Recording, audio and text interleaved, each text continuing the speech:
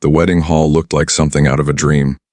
Warm golden lights reflected softly off the polished floor, creating an atmosphere that felt calm, elegant, and full of happiness. White and cream, colored flowers were arranged carefully along the entrance and around the stage, filling the air with a light, pleasant fragrance.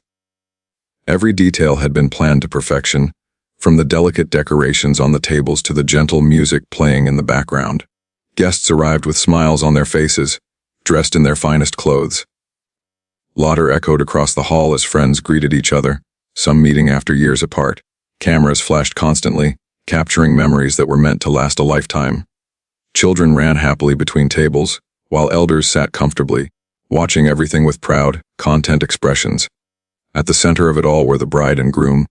They looked radiant. The bride's smile never faded, and the groom couldn't take his eyes off her. This was their moment, a day they had dreamed about, planned for, and waited for with excitement. Everything around them felt peaceful and joyful, exactly how a wedding should feel. The atmosphere was relaxed. Guests sipped their drinks, chatted quietly, and enjoyed the celebration. No one expected trouble. No one imagined that anything could go wrong on such a perfect evening. It felt like one of those rare moments when time slows down and nothing exists except happiness. Sitting among the guests was a man who didn't draw much attention to himself. He wasn't loud. He wasn't surrounded by people. He sat calmly observing the room with a composed expression. Most guests didn't recognize him at first, and those who did chose not to disturb him. Steven Seagal was there simply as a guest, blending into the background, enjoying the peaceful environment like everyone else. From the outside, everything seemed under control. The music flowed smoothly, the staff moved quietly between tables, and the celebration continued without interruption. The energy in the room was warm and positive, filled with love, respect, and shared happiness. Yet at the far end of the hall, away from the main focus, a different energy was slowly building. It wasn't obvious at first. It didn't immediately stand out against the beauty of the event. Most guests were too caught up in the joy of the moment to notice it. The contrast was subtle but important. On one side there was elegance, celebration, and unity. On the other, something careless was beginning to form, unnoticed by most. The balance of the evening still held strong, but it was fragile. At this point, the wedding was still perfect. Nothing had been ruined. Nothing had been interrupted. The smiles were real, the laughter was genuine, and the night still belonged to the bride and groom. No one in that hall knew how quickly that peace could be tested. At first, the disturbance was so small that almost no one noticed it. It blended into the background noise of the celebration, just a bit of louder that was louder than necessary, a voice raised slightly above the music. In a room full of conversation and joy, it didn't seem important. Most guests continued talking, smiling, and enjoying the moment without a second thought. But the sound didn't fade, it grew. Near the back of the hall, 3 men were seated together, drinks constantly in their hands. Their movements were unsteady, their voices careless. Each time a glass was emptied, another appeared. What began as harmless enjoyment slowly shifted into something uncomfortable. Their laughter became rough, less controlled. They spoke over the music, over each other, over the people around them. A few nearby guests glanced in their direction. Some exchanged uneasy looks. Others tried to ignore it, hoping the noise would settle down on its own.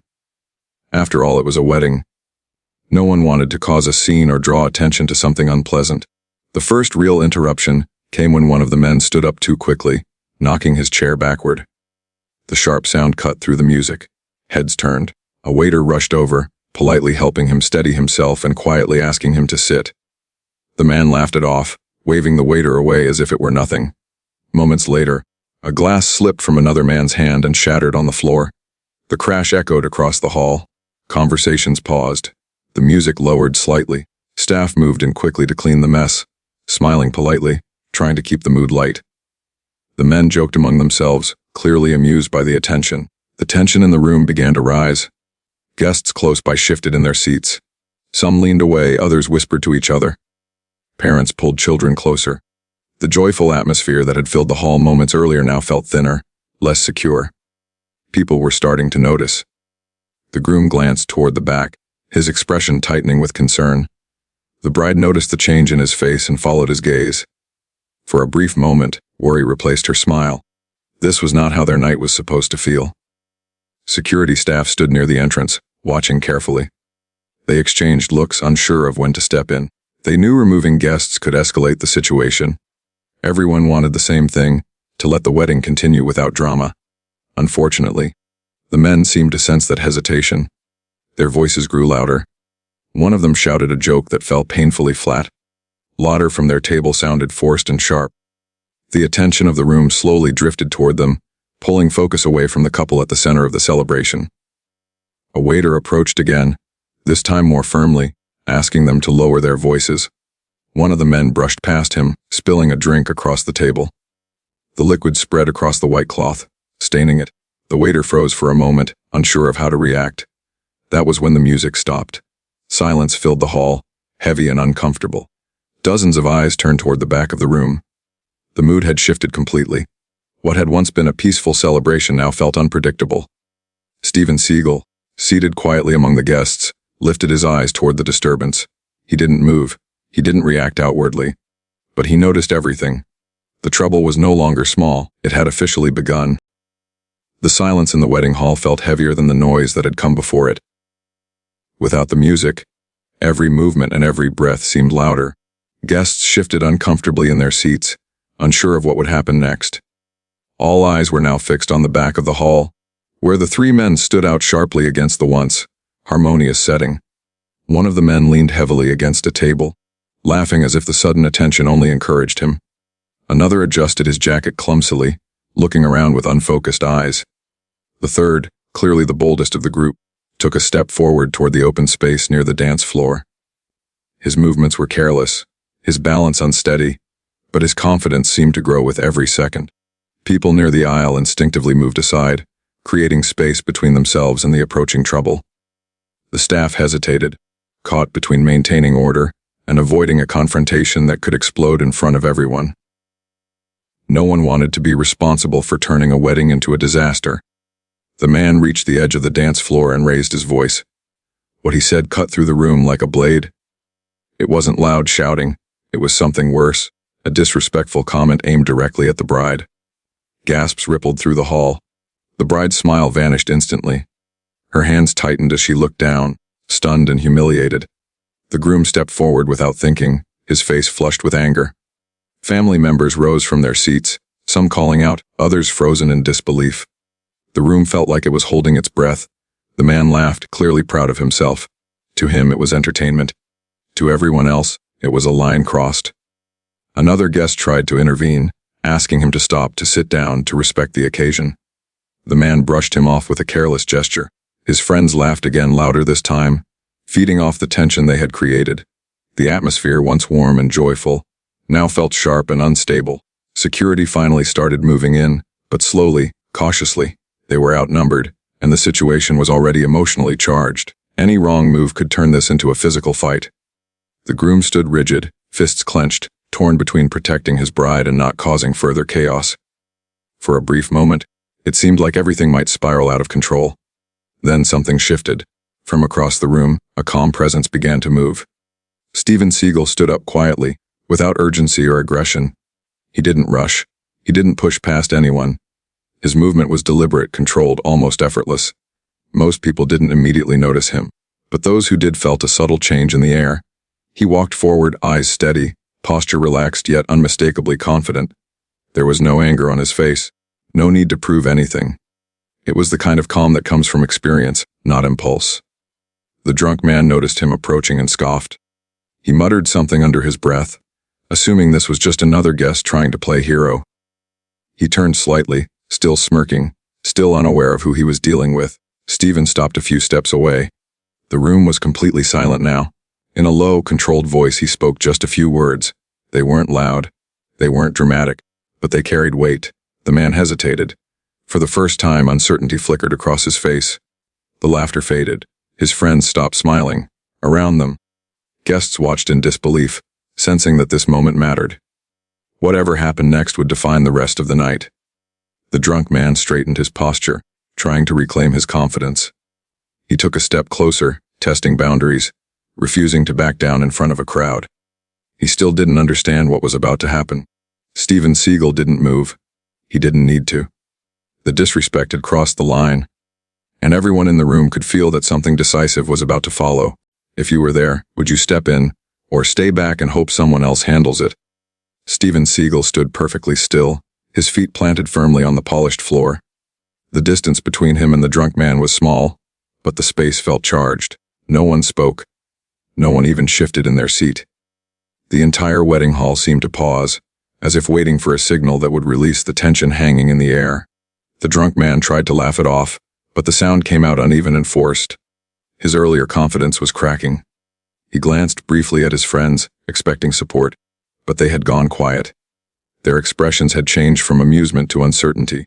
The attention of hundreds of people was suddenly focused on a moment they could no longer control. Steven's expression remained calm. There was no aggression in his posture, no clenched fists or raised shoulders. His arms rested naturally at his sides. Yet somehow that calm felt more powerful than any threat. It was the kind of presence that didn't need to announce itself. In a steady, quiet voice, Steven spoke again. "Sit down," he said. There was no anger in his tone, just certainty. The simplicity of the words caught the man off guard. He wasn't being shouted at. He wasn't being challenged loudly. Instead, he was being given a clear instruction, delivered with complete confidence. The man scoffed, trying to regain control of the situation. He shook his head and took another step forward. "Who do you think you are?" he muttered, loud enough for people nearby to hear. A few nervous laughs echoed weakly from his table, but they faded almost immediately. Steven didn't respond right away. He held the man's gaze unblinking, unreadable. The silence stretched longer than anyone expected. In that silence, something subtle began to happen. The drunk man's shoulders dropped slightly. His breathing became uneven. The energy he had been projecting started to collapse inward. Guests could feel it. The shift wasn't dramatic, but it was undeniable. The balance of power in the room had changed without a single physical movement. Security slowed their approach, sensing that stepping in now might only disrupt whatever was unfolding. The groom stopped moving forward, watching closely, unsure but hopeful. The bride remained still, eyes fixed on the scene, her earlier shock now mixed with cautious relief. Steven took a small step closer, not aggressively, not suddenly. Just enough to close the gap. He leaned in slightly and spoke so quietly that only the man in front of him could hear. "This ends now." The words landed hard. The drunk man swallowed. His face tightened. For the first time that night, he realized he wasn't in control anymore. This wasn't a situation he could laugh away or bully through. The calm in front of him felt unmovable. One of his friends shifted uncomfortably and whispered his name, urging him to stop. Another avoided eye contact entirely. The support he thought he had was slipping away. The man took a half step back, then stopped himself, embarrassed by the idea of retreating in front of so many people. Pride battled fear on his face. The room waited, holding its breath. Steven straightened, his posture unchanged, his expression still composed. He didn't repeat himself. He didn't threaten consequences. He didn't need to. The warning had already been delivered. Around them, guests felt a strange sense of calm returning. The chaos that had been building seemed to stall, as if it had run into an invisible wall. People realized they were witnessing something rare, not an outburst of violence, but control asserted with restraint. The man clenched his jaw and looked down for a brief second. When he looked back up, his eyes had lost their earlier spark. He hesitated again, trapped between pride and the growing awareness that pushing further would be a mistake. The silence stretched one last time. Steven Seagal waited, patient and unmoving. The warning had been given. What happened next would be entirely the man's choice. The hesitation didn't last long. Pride pushed the drunk man to make one final mistake. He straightened his shoulders, forcing a smirk back onto his face, and took a step forward, closing the remaining distance between himself and Steven Seagal. To him, backing down in front of a crowd felt worse than any consequence he could imagine. The moment his hand reached out, everything changed. What happened next was so fast that many guests barely understood it in real time. There was no dramatic build-up, no loud confrontation. In one smooth motion, Steven shifted his weight, catching the man's wrist as it moved forward. The grip was precise and controlled, not violent, but absolute. A sharp twist followed. The man's confident expression vanished instantly. His body reacted before his mind could catch up. His knees bent as pressure traveled through his arm and into his shoulder. The sound that escaped his mouth wasn't a scream, it was a stunned gasp. Steven didn't rush. He guided the movement, turning the man's wrist inward and stepping slightly to the side. The motion broke the man's balance completely. Within seconds, he was forced down, one knee touching the floor, his other foot sliding forward helplessly. Gasps filled the hall. The entire sequence lasted no more than 3 seconds, yet it felt like time had slowed. Guests leaned forward in their seats, eyes wide. Phones that had been raised to record dropped back down, forgotten. No one had expected the situation to resolve itself so cleanly, so quickly. Steven maintained control without escalating. His posture remained calm, his breathing steady. He applied just enough pressure to keep the man immobilized, nothing more. There was no unnecessary force, no show of dominance.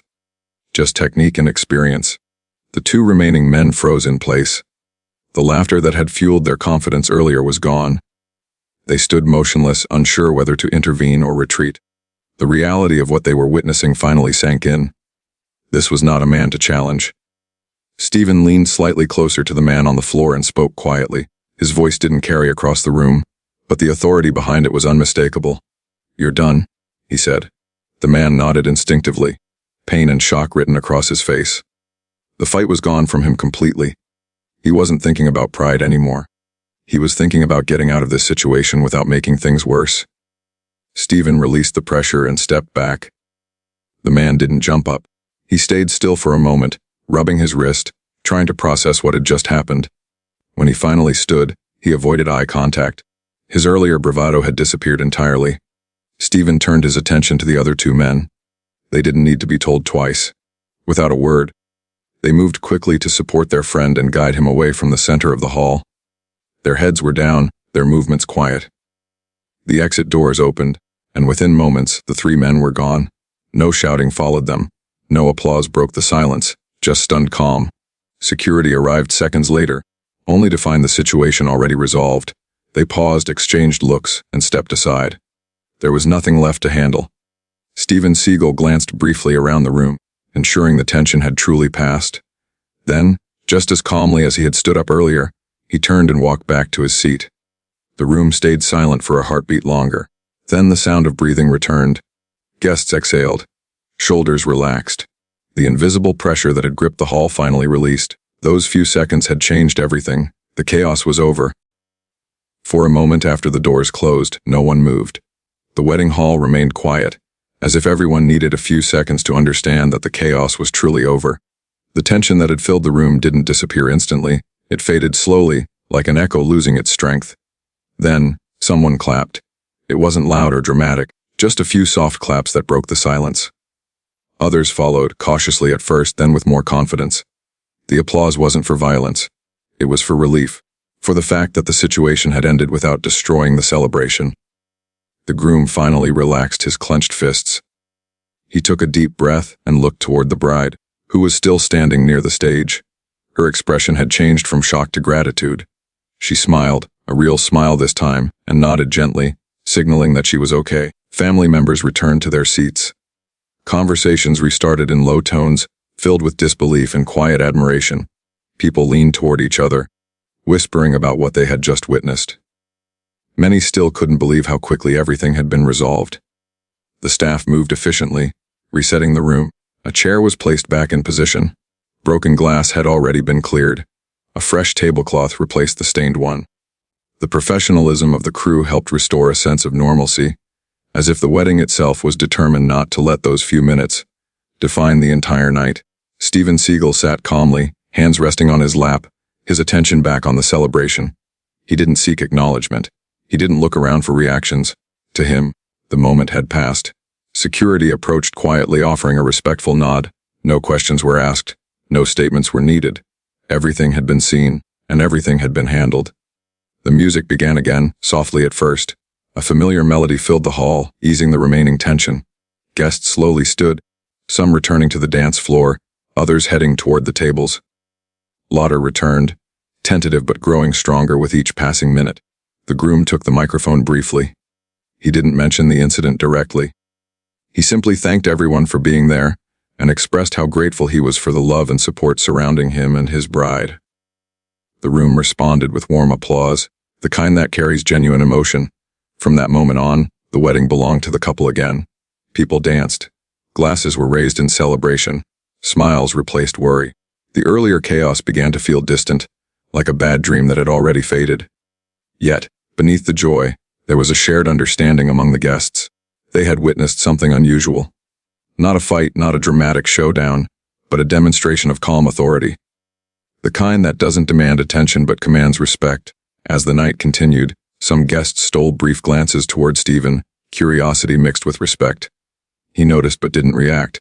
He was there for the wedding, just like everyone else. The bride and groom shared their first dance without interruption. Applause filled the room again, this time loud and joyful. The earlier fear was gone, replaced by a sense of unity. The celebration lasted late into the night. Long after the music stopped and the lights dimmed, one thing remained clear in everyone's mind. The wedding had been tested, but not broken, and the way it was saved made the memory even stronger. Peace had returned, quietly and completely. Have you ever seen a tense situation end calmly instead of turning violent? As the night slowly came to an end, the wedding hall no longer carried any trace of the chaos that had threatened it earlier. Guests gathered their belongings, exchanged warm goodbyes, and spoke softly about the beautiful ceremony they had just witnessed. The earlier incident felt distant now, yet the impression it left remained strong in everyone's minds. For many, the most striking part wasn't the speed of what happened, or the technique involved. It was the way it all unfolded without unnecessary force. There were no dramatic speeches, no public humiliation, and no extended conflict. What stood out was restraint. Steven Seagal hadn't come to the wedding expecting to intervene. He hadn't looked for attention or recognition. He had simply responded when the situation demanded it, and he did so with calm confidence. That calm became the most powerful element in the room. Guests reflected on how quickly situations can change when emotions take over. A moment of carelessness, fueled by alcohol and ego, had nearly ruined a once-in-a-lifetime event. Yet it was resolved not by shouting or retaliation, but by presence and control. The groom later thanked those who helped restore order, focusing on gratitude rather than anger. He chose to remember the night for its joy, not its interruption. The bride did the same, laughing with friends and family as the evening ended, determined not to let a brief disruption overshadow her happiness. What everyone took away from that night was a simple but meaningful lesson. True strength doesn't need to announce itself. It doesn't rely on noise, threats, or intimidation. It shows up when necessary, does what needs to be done, and steps back without demanding praise. In a world where chaos often escalates quickly, moments like this stand out. They remind people that control can be quieter than violence, and that authority can be exercised without aggression. The situation didn't end because someone wanted to dominate. It ended because someone knew how to stop it. As the hall emptied and the lights dimmed, the story of the night began to spread among the guests, not as gossip, but as a shared experience, one that would be told again and again, each time with the same sense of disbelief and respect. Years later, when people would talk about that wedding, they wouldn't focus on the disruption. They would remember how close things came to falling apart and how smoothly they were brought back together.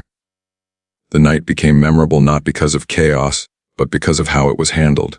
Steven Seagal left quietly, just as he had sat quietly earlier in the evening. No spotlight followed him. No one asked for photos. He was simply another guest leaving after a celebration, his role complete.